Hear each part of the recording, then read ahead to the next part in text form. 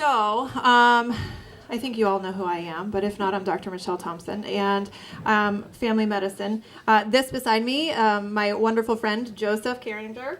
He actually is the reason I am probably standing here to do this lecture for you. I met him about a year ago, and he was doing a Didgeridoo guided meditation journey at a yoga school over in Warren, and I went because I have a love for the Didgeridoo.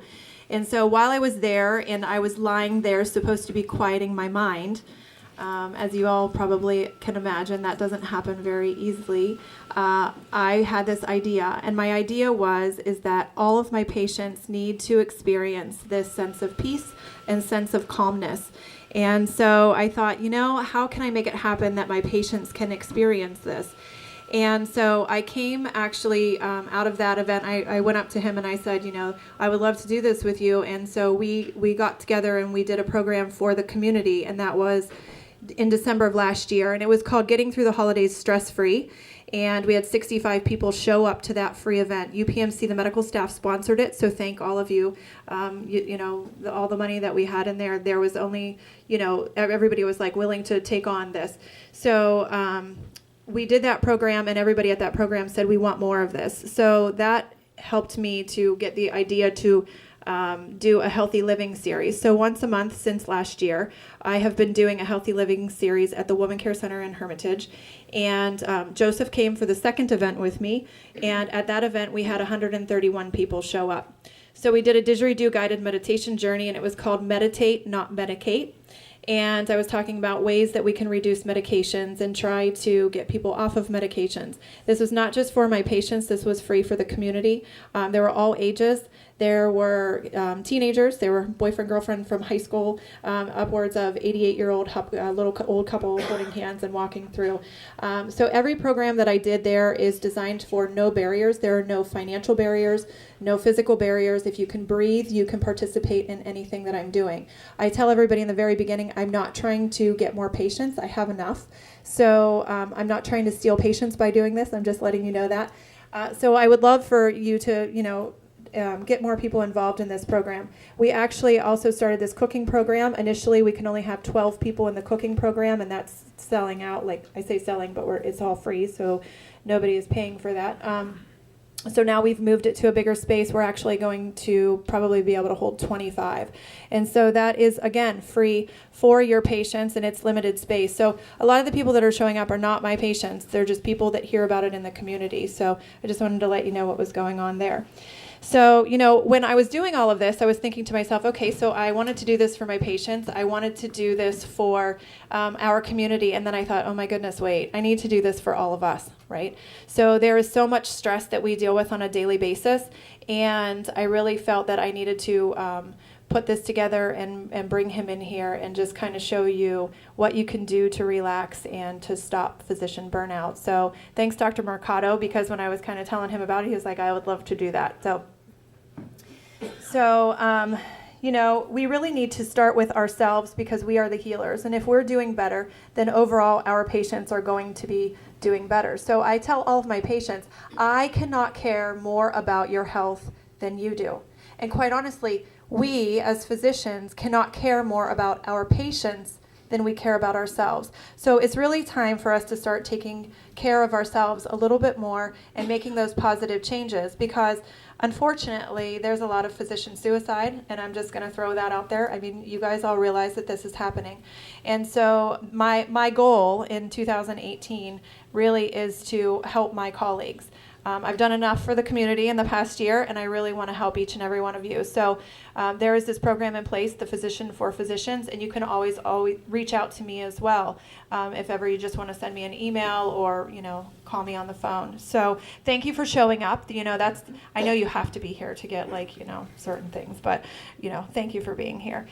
Sound healing has actually been used for centuries, and so that's what we're going to do tonight. It can be used to heal. It can be used to help illnesses as well in the mind as well as in the body. So today, Joseph and I hope to give you a bit of a break, a little bit of peace, some awareness, and show you a different path in life, one of which may make you live a happier and healthier life. So 1 in every 3 physicians experience burnout, and the lifetime incidence of experiencing burnout is 100%. So that's a pretty scary number, right? The problem with all of this is we keep going no matter what. So we're killing ourselves in efforts to save others, and there is remotely something wrong with that. So we've been trained in this way. It's like the gladiator style training, right? So as a resident, when your chief came to you and said, "Are you okay? Can you do this admission?" "Oh, absolutely." It doesn't matter how you really felt inside. You said, "I can do it. I can do it." I'll just tell you that at one point, I didn't know this way back when, but Dr. Adams was working with me, and she went into the bathroom and threw up and came still seeing patients. So she was pregnant, but she kept going, and that's really the style of the way we were trained. So, when I was in my residency, I went to the ER. I was on the floors. I went to the ER at Mercy Hospital, got a bag of IV fluids, and then went back and rounded on my patients. So it's just kind of what we do. It's the way we were trained. But really, we need to stop behaving that way, because that's part of what is causing the problem. We don't ask for help, and we don't take time for ourselves, and that in turn is increasing our risk of suicide and problems. So, the Energizer Bunny at one point stops, right? The battery ends and the bunny stops. But we don't. We just keep going. We keep pushing. And this was part of our training. We had long shifts. We were sleep deprived. We did not eat healthy. We did not exercise like we should. And it was all part of that work hardening program of residency. So we can't live like that forever. And you all realize that, but it's how we're programmed. So it's time to do some deprogramming. So we all need more rest. We all need to eat healthier. We all need to exercise more. And we all need to take adequate time off and actually disconnect. So I challenge you at this point to try not to look at your phone, to try to shut off your pager if you're not on call, and just take this time for yourselves. So burnout causes are multifactorial. So we work in a very broken system. We all realize that. The cost of care is ridiculous. Patients can't afford things. So we're not only figuring out what tests to order, we're also figuring out how our patient can afford what we want to order. Insurance companies are terrible to deal with, and we're fighting with them every day. We have administrative issues that we're dealing with, and then we have our own stressors, our family stressors, kids, parents, aging, our own health problems. And we oftentimes don't see a way out, and then we feel like we've failed, and that's really not the case. So we as a society overall are overscheduled, overburdened, pulled in many different directions. Many years ago, when somebody would stop over your house and they would want to just stop by and have a cup of tea, we were okay with it, right? If somebody stopped over now unannounced, everybody would freak out. Like, this is not on my schedule. What am I going to do? Really, we need to stop doing that. We need to take more time for ourselves.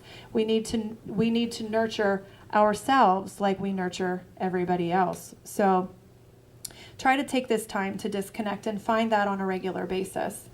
So we want to find calmness in our minds. So just like an ocean, when there's a lot of turbulence, you cannot see the bottom. You cannot have clarity. But when the ocean is very calm, then you can see all of the treasures that lie beneath. So we want our minds to be like that. We want to have space to actually breathe and just be.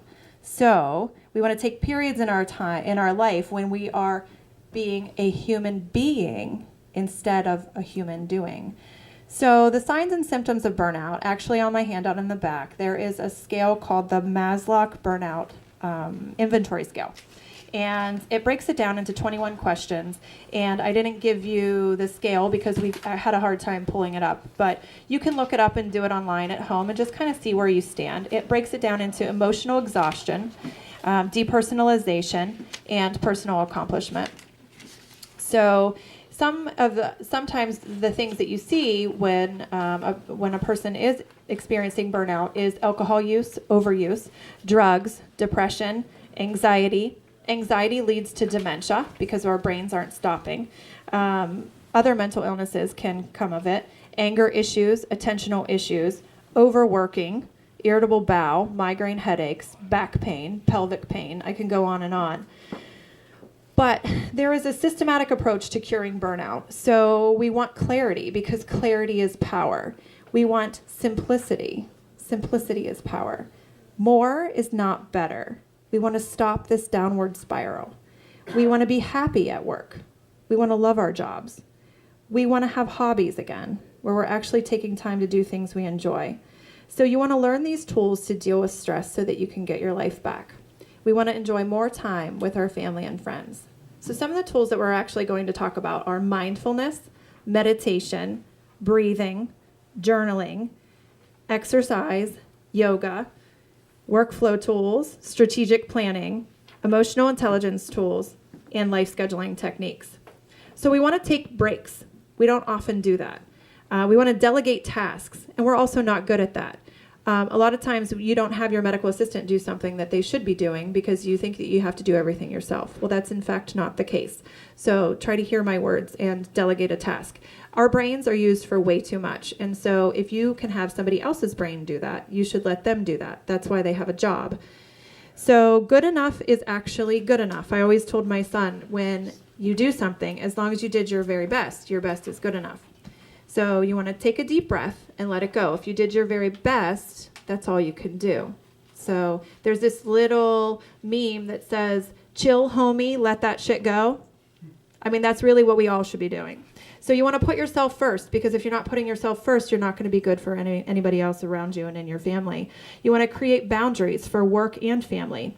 You don't have to have all of the answers. That's another thing, that we're programmed to believe that we have to have all of the answers, and we in fact don't.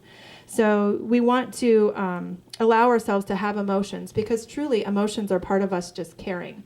So part of the treatment of burnout is, and things that are not useful for burnout, are blaming, justifying, complaining. These things really, truly don't help us in coping. They're not a good coping mechanism. We want to find time to actually slow down our thinking and change for us what is not working. So if you're experiencing that right now, then what you're doing is not working, and we need to implement change. Understand, taking care of you is taking care of your patients. So we need to put ourselves first so everybody else is going to do better. Schedule me time, and we're going to talk about that. And then have an accountability coach or a buddy or somebody that you can turn to. And again, if you don't have anybody, call me, because I'll be your accountability buddy. Because I try to answer to people as well. When people say, hey, you're doing too much, I appreciate that. Actually, I think I trained my son so well, he'll tell me, Mom, stop, meditate. He sees I'm going every which direction. So all of us feel this stress, we just don't talk about it, and we need to start to be more open and honest. We as physicians are not in competition with each other. We're simply supposed to be doing the best we can for our patients, and we need to help each other because we are on the same team. We don't need to get caught up in all of these numbers and quality scores and, all of the rankings and all of that stuff. Really, all we need to do is show up, do our best, and set a good example. Set a good example for our patients, our family, and our friends. So I have these two quotes I want to share with you because I thought that they were very powerful. The first one is Henry Ford said, coming together is a beginning.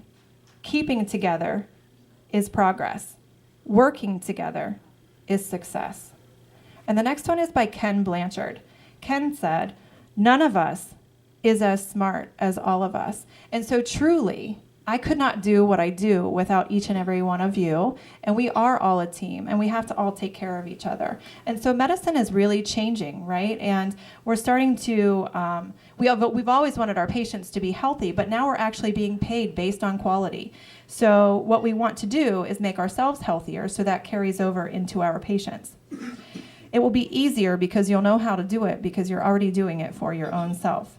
We want to learn to treat the root cause of the problem. Stress is actually, Roy, you need to get on a yoga mat in the middle of the floor. That's what happens to the latecomers.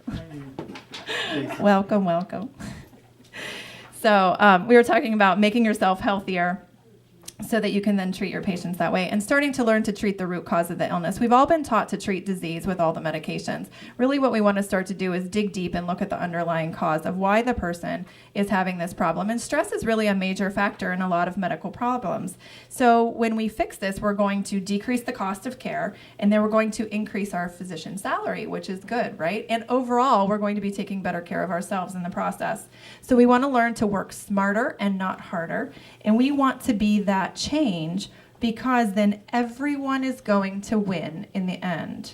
So some tips that I have. So optimizing your EMR, and a lot of these things I've already done myself, and I'm happy to share with anybody that ever wants them, and I've always said that. And anybody that wants, and I'm not perfect at this, believe me, I would be happy to come in if you guys have tips to share with me and learn from you.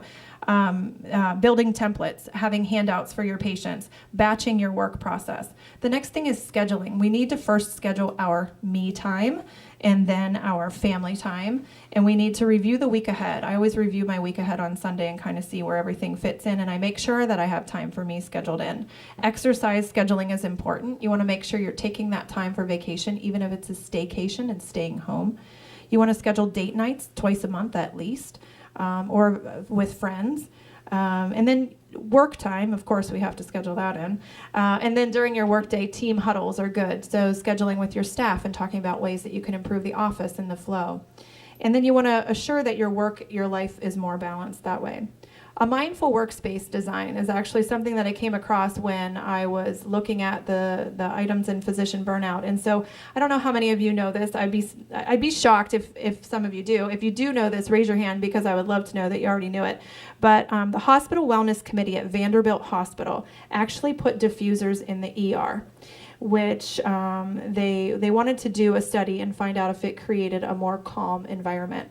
And so they were diffusing essential oils, citrus bliss, lemon, lime, and orange. And the ER smelled like dreamsicles or margaritas. And so what they found is that doctors, patients, staff, and nurses all felt calmer, and they had increased energy, and they had less stress and less frustration. So overall, 84% of doctors, nurses reported an improved work environment, which I thought was pretty amazing. So oils actually work in the limbic system. They decrease your heart rate, they decrease your blood pressure, they can improve your breathing, improve your memory, and improve your stress level. Did anybody know that? Except you, I think I told you that. I was justifying my diffuser when I heard that study. I was like, wow, that's really cool. So, it's important that we set boundaries, actually. So we want to leave our work at work.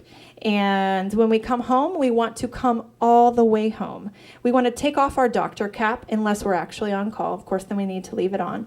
And then if you leave work and you take off your white coat, you want to leave off your white coat and not put it back on until you go back into the office, just like Mr. Rogers did, right? What did he do? He came in, he put on his sweater, and then he did his Mr. Rogers thing. So we want to start to do the same thing. And we don't want to let our identity be completely wrapped up in what we do. So, we want to learn to be present, and again, just to be a human being instead of a human doing. So we can use some tactics to help us switch gears, going from work mode into home mode. On the car ride home is actually a good idea to maybe listen to some music. You can do exercise on your way home, stop at a gym, or actually go to a yoga class or a meditation class.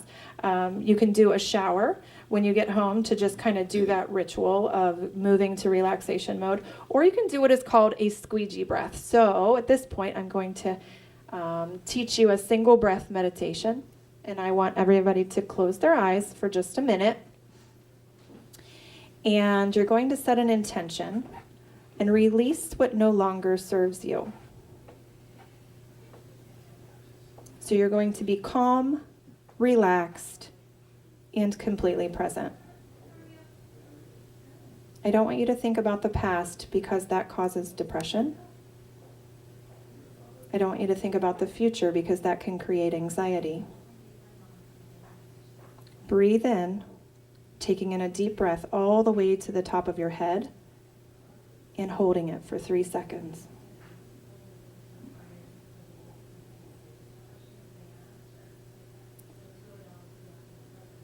Breathe out and release. Exhale all the way to the bottom of your feet, just like a squeegee would going down a window, wiping you clean. At the bottom of your breath, again hold for 3 seconds. Smile. Resume your regular breathing, and either quietly or out loud, say, ah. And so you can open your eyes whenever you feel like it. But you can do this anytime you want. You can do this before entering a room. You can do this when you're hand washing. You can do this when you're chart opening, when you're doing restroom breaks or any time that you need to. So if we push ourselves too hard, our productivity will fail. And that's not really what we're after. So we're looking for balance, and we're looking for health. So our quality of care will be better, and we will be better, and our patients will be better.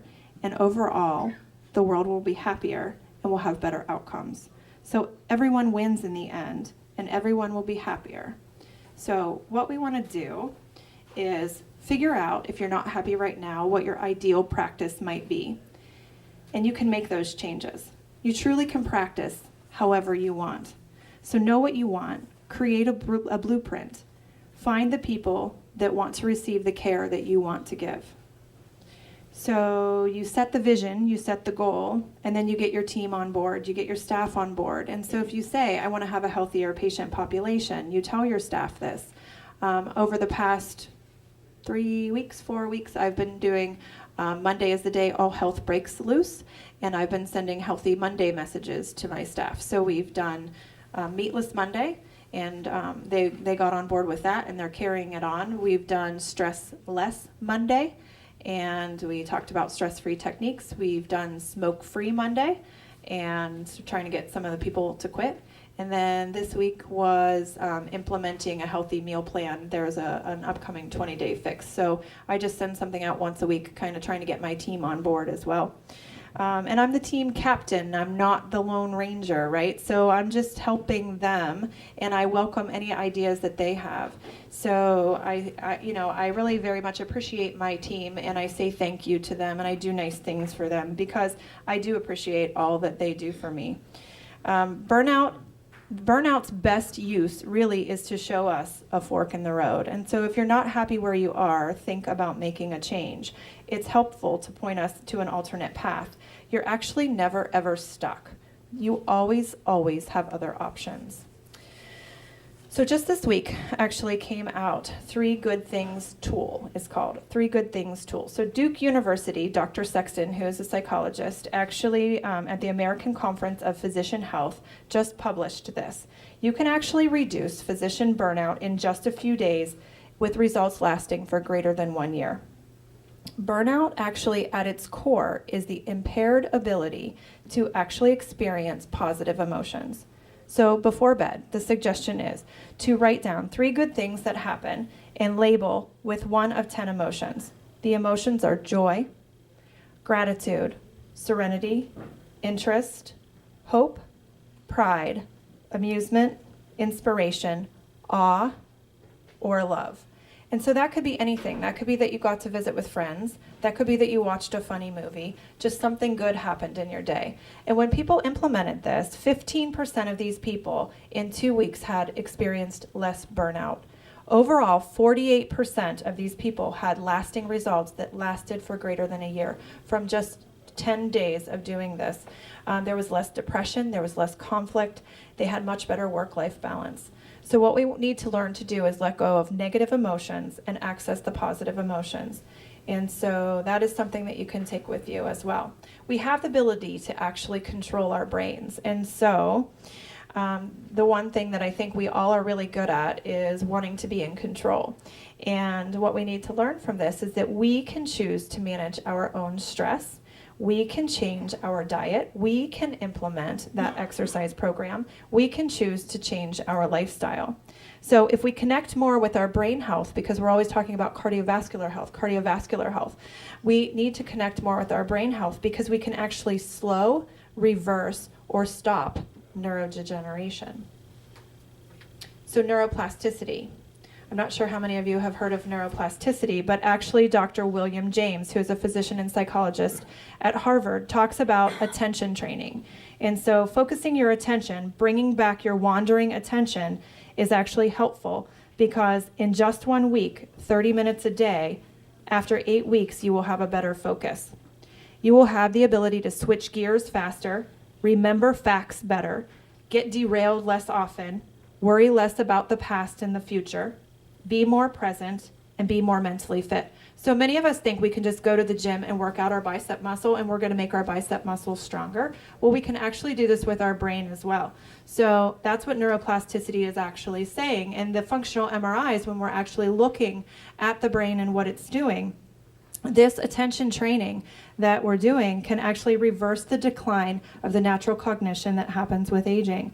So it's something that we all want to consider. Dr. Al Kazniak, who is a PhD psychiatrist at University of Arizona, actually did a study, and the human attention is a trainable resource. And that's what he found, that meditation is a form of that training. And the study showed if we pay attention, this is a cool study, we can actually increase our patient ratings and increase our quality scores. So they actually took a study and did that based on meditation in physicians. The NIH, the Center for the Mind and Body Medicine, actually did studies on the natural relaxation response. When they did this natural relaxation response, they noticed a slower breathing, lower blood pressure, and an increased sense of well-being. So starting with brain training and how it can improve the rest of our overall health is something that we really want to look at. They did a study of 600 people, and in that study, they used techniques like Tai Chi, yoga, meditation, mindfulness. Overall, they found that it improved mental and physical outcomes. It reduced stress. It increased and improved your sleep. It actually can prevent chronic illnesses like cancer, hypertension, heart disease, as well as dementia and rheumatoid arthritis. So Harvard Center for Mind-Body Medicine actually has a mind-body stress reduction program, and they do a body scan. And we actually have the mind-body stress reduction programs in our area, and so if that's something that you're interested in, I think I put it on the list of resources. But it's an 8-week program that you can actually go through, and they don't even charge any money. Well, they charge $50, but it goes to a charity, and if you can't afford it, then you can go for free. But it's something that you can offer to your patients as well as do yourself. And what we're going to do right now is we're going to take a break again and close our eyes. We're going to do a little body scan. So, in a seated position, put your hands on your lap, palms up.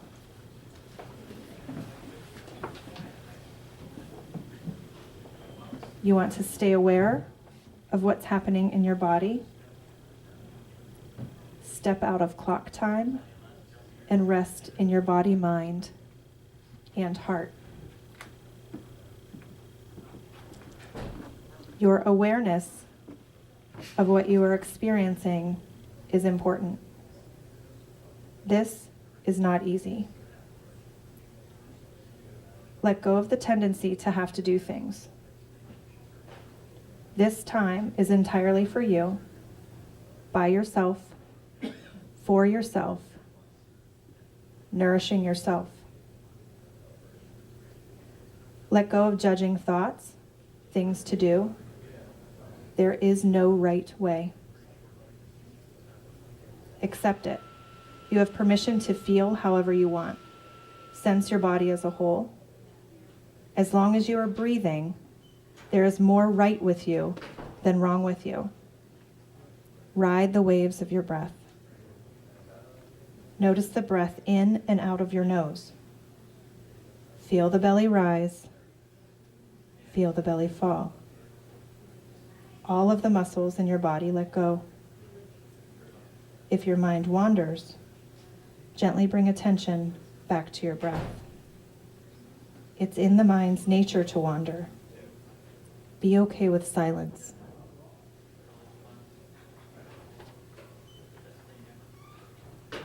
All you have to do is breathe.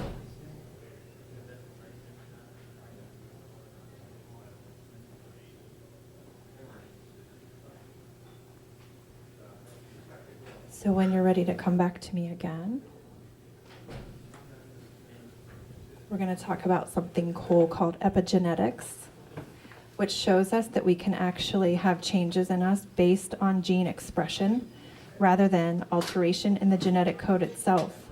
So all of the factors that are important, biology, psychology, spirituality, social circle, those are all important. You can do different types of meditation, standing meditation, seated meditation, walking meditation, lying meditation. You start to become aware of your breath. the rhythm of your breath, the depth of your breath, the speed of your breath.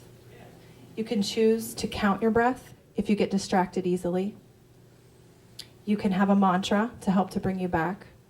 So peace or love, calmness, a word that you want to think of when you start to wander too much.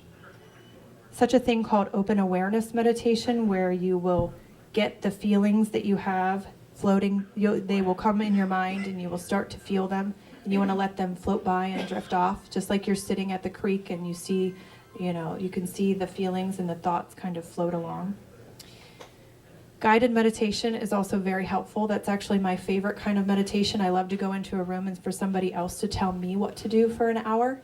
That's why I love yoga class so much, because I don't have to think. It's my protected space. I walk in the room. I don't have my cell phone. I don't have anything. I just have to have somebody tell me what to do, and it's easy for me to listen. So what we want to do is be gentle with ourselves. We want to smile at ourselves. We want to laugh at ourselves, and we don't want to be so serious. So I want you to remember the feelings that we're having here tonight, and I want you to try to find your way back there. I always say it's to my patients when I'm teaching them guided meditation in the office in like the 30 seconds that I have to do it. I tell them, it's like me telling you how to get to Sheets. I can give you directions, but when I take you there, it's a different experience. And so that is why I've brought Joseph to be with us tonight, because he helped me in my relaxation and calming and life, prevent burnout experience. And so I wanted you to have that as well. So he actually brought this amazing gift of CDs for you to be able to take home, which was something I hadn't even known was going to happen. So you have it. He's going to play for us live tonight. He's going to say a few things, and then he's actually going to play. And when he plays, you can choose to lay on a yoga mat or you can be seated. My favorite thing is to lie down, to be honest with you, and if nobody else is going to get on the yoga mat and lie down, I might be the only one. Maybe I'll make Dr. Adams do it with me. But I'm going to turn it over to Joseph. Good evening, everyone. So really quickly, I'm just going to explain. There's three, from a holistic perspective, there's three basic ways that the didgeridoo affects a person. So the first is it's producing infrasound, so super low and audible, from 0 point something hertz all the way up to, when I play, it's between 1300, 1800 hertz. And you can apply that sound in a, similar to like a no-touch form of sound massage, help relieve muscle tension, muscle knotting, helps with bone trauma. The second way it affects a person is through the energetic. So using the traditional Chinese medicine organ meridian system, you can take in-tune frequencies and work them through those meridians, the organ system, and clear energetic stagnation. So that's the second way it affects a person, kind of like a no-needle form of sound-based acupuncture. Third way it affects a person, what we're going to do now, and I'm going to keep my talking really short, is through the meditative. It's a great set of training wheels for people who have difficulty meditating or have never meditated before. And if you meditate regularly, it tends to be a big up button, allowing you to go deeper into your meditation. We used to meditate regularly when we were kids. We were told to stop doing it, pay attention, stop daydreaming. It used to be more common for us, and it's also something we did as a species. It was hardwired into us. If you think of, if you take a early human out on the plains and they start getting chased by some form of predator, it could be a bear, it could be a mountain lion, but they're running, screaming, the adrenals are firing. Happy ending, they get away. The first thing they do is go, and they release that stress, they release that anxiety. That's hardwired. We don't take those times to do that. So whether it's standing up outside and taking 10 deep breaths and looking at the sky. I just got back from Montana, and that's what I talk about in Montana when I'm on the seacoast. We talk about looking at the ocean. Here we can look at the rivers, the mountains, but just take that opportunity to release. So I'm going to play two different didgeridoos. I do invite you to lay down. In my workshops, we typically have people lie. If that's not comfortable for you, go ahead and sit with your feet flat, palms up on your lap is another way to do it. And while everyone's getting set, I'm going to move over here to the didges, and whenever you're ready, we'll get started. So. Okay, so we don't have a ton of time because we have to start out here, but when we're ready. Okay. So I just want to read one more thing to you before we go into this meditation. Decide. So, do it. Decide. Is this the life you want to live? Is this the person you want to love? Is this the best that you can be? Can you be stronger? Can you be kinder? More compassionate? Decide. Breathe in, breathe out, and decide. And that's by Meredith Grey. So go ahead and, if you're on the yoga mats, lie down, and if you're going to be seated, go ahead and close your eyes and just allow yourself to just come into your breathing.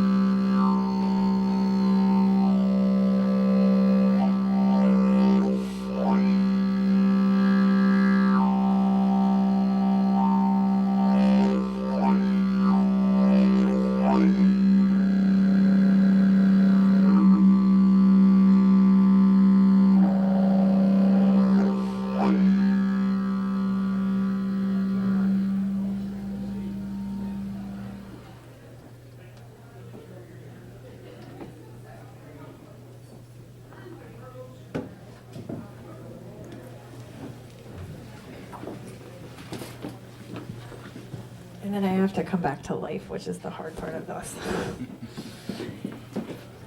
So I'm just going to end this with a couple of quotes.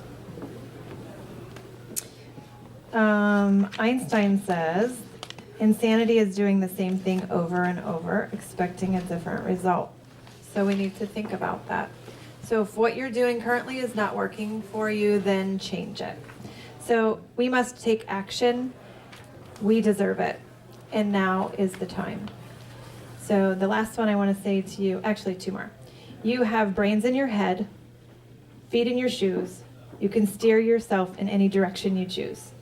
You're on your own, and you know what you know. And you are the person who will decide where to go. Dr. Seuss. And lastly, to exist is to change. To change is to mature. To mature is to go on creating oneself endlessly. So with that, oh, and that's Henry Bergson. With that, thank you very much for being here. Thank you, Joseph, for being here. He will be available to answer any questions that you might have afterwards.